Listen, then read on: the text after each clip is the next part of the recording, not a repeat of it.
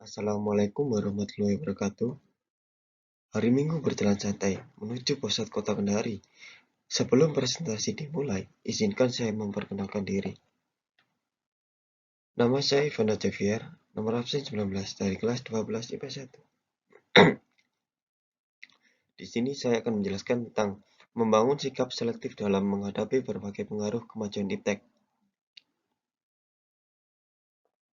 Yang pertama, saya akan menjelaskan peta konsep terlebih dahulu.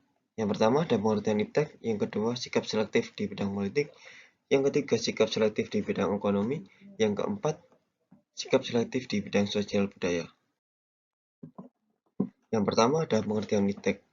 Ilmu pengetahuan teknologi atau biasa disebut iptek merupakan suatu ilmu yang mempelajari mengenai berbagai informasi dan pengetahuan terkait teknologi di berbagai bidang.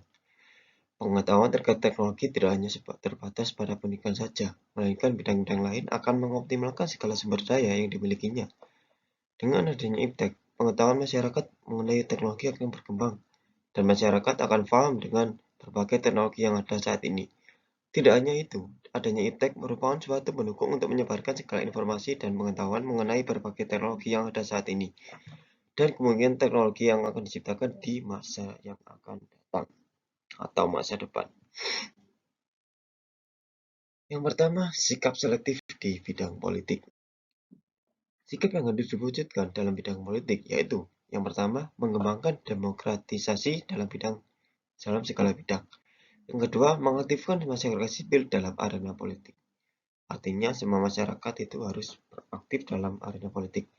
Yang ketiga, mengadakan reformasi lembaga-lembaga politik agar menjalankan fungsi dan perannya secara baik dan benar. Yang keempat, memperkuat kepercayaan rakyat dengan cara menegakkan pemerintah bersih dan berwibawa. Yang kelima, menegakkan supremasi hukum. Yang terakhir, memperkuat posisi Indonesia dalam kancah politik internasional. Itulah sikap-sikap yang harus diwujudkan dalam bidang politik. Yang kedua, sikap selektif di bidang ekonomi. Sikap selektif terhadap pengaruh kemajuan iptek di bidang ekonomi, yaitu yang pertama, sistem ekonomi dikembangkan untuk memperkuat produksi domestik untuk pasar dalam negeri sehingga memperkuat perekonomian rakyat. Yang kedua, pertanian dijadikan prioritas utama karena mayoritas penduduk Indonesia bermata pencaharian sebagai petani. Yang ketiga, industri-industri haruslah menggunakan bahan baku dari dalam negeri, sehingga tidak bergantung impor dari luar negeri. Yang keempat, perekonomian yang berorientasi pada kesejahteraan rakyat. Yang kelima, tidak bergantung pada badan multilateral seperti IMF, Bank Dunia, dan WTO. Yang terakhir, mempererat kerjasama dengan sesama negara berkembang untuk bersama-sama menghadapi kepentingan negara maju. Itulah sikap-sikap yang harus kita wujudkan dalam pengaruh kemajuan iptek di bidang ekonomi. Yang terakhir, ada sikap selektif di bidang sosial budaya. Agar kemajuan iptek yang bersifat positif dapat diserap kepada budaya kehidupan sehari-hari, maka perlu nilai dan perilaku.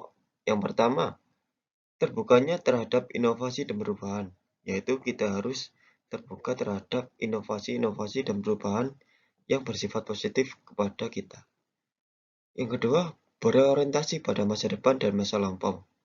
Kita harus melihat masa lampau dan masa depan, dan kita harus selektif dalam skala penyaringannya, yaitu dengan mengambil hal-hal yang positif saja.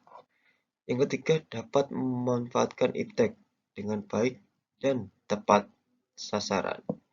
Yang keempat, menggunakan potensi lingkungan secara tepat untuk pembangunan. Yang kelima, menghargai pekerjaan sesuai prestasi. Yang terakhir, menghargai dan menghormati hak asasi manusia.